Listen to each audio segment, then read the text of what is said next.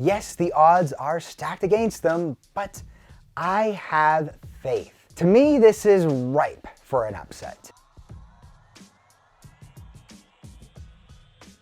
8 clubs remain in the battle for European triumph. These quarterfinals are rich with storylines that all of us should be following as football fans. As if we needed any more reason to watch these at work. What? I don't do that. We can start off with what appears to be the most one-sided tie. The write-off, some might be saying right now. But I'm here to tell you to keep an eye out for Porto versus Chelsea. It's easy to see Thomas Tuchel has had an impact on a talented group of players that was once completely lost this season. Under the German genius, Chelsea are starting to look like a team to be feared. In fact, their talent combined with their newfound form, they could be the finalist favorite on their side of the bracket. But don't be ruling out Porto just yet. They've already proven that they can take on the more talented sides in Europe when they took down Juventus. And we could see history repeat itself again, as in the last 3 Champions League tournaments, the team that defeated Juventus proved to be the upset kings. Last year, it was Lyon, and before that, it was Ajax. Every year, it seems there's always one of those underdogs that's ready to upset everyone. And Porto have a small history of pulling off the unexpected. So if you like an underdog, watch out for them.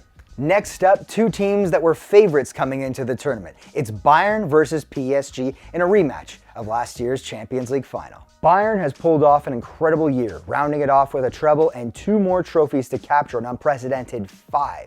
Their aggressive pressing style ensures one thing: goals. With Robert Lewandowski leading the way, Bayern has been able to pour it on teams like no other. But the most enticing part of these fixtures is going to be revenge. Paris finally got the monkey off their back in Lisbon when they reached the final, but the ball just didn't bounce their way and they were sent home in tears. However, like Bayern, they've had a rough season as well and may even lose their grip on the Ligue 1 title. Mauricio Pochettino won't lack any incentive either though.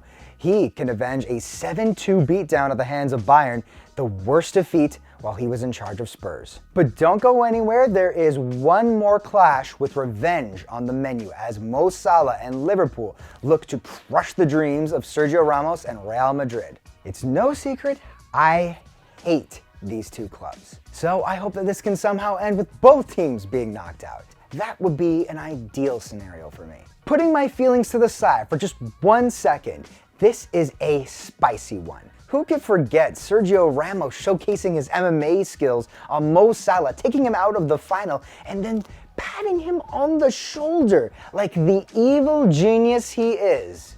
I think it's safe to say Liverpool wants some payback, and they just might get it. Yes, Liverpool have looked awful this year.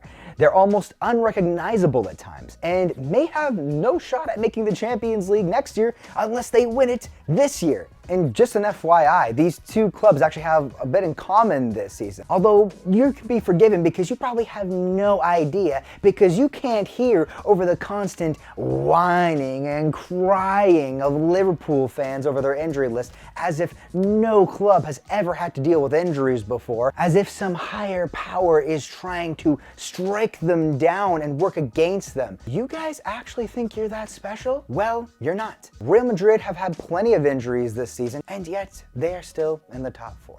What do you know? In fact, the players they arguably depend on the most in Benzema and Sergio Ramos have struggled due to injury most of the season, and the captain may have to watch his club bow out from the sidelines. Sucks, dude.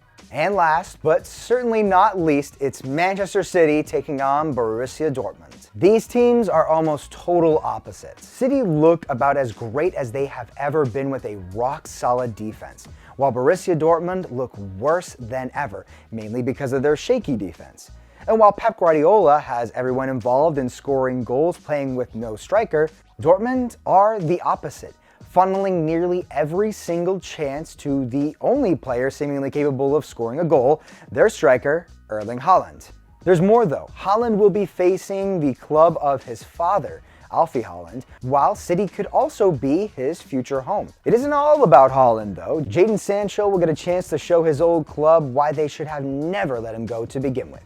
Yes, I know we're talking about Manchester City, probably the best team this entire year. And yes, Dortmund are a abysmal. Yes, the odds are stacked against them, but I have faith. To me, this is ripe for an upset. City have always struggled in the Champions League. No matter how much of a favorite they come in as, no matter how easy the task in front of them should be, they always fail to meet expectations every single year. When will people learn? So don't go counting out Borussia Dortmund just yet. That's all of them. Which quarterfinals are you most excited for, and which storyline is your personal favorite? Let us know in the comments below. Until the next one, peace out.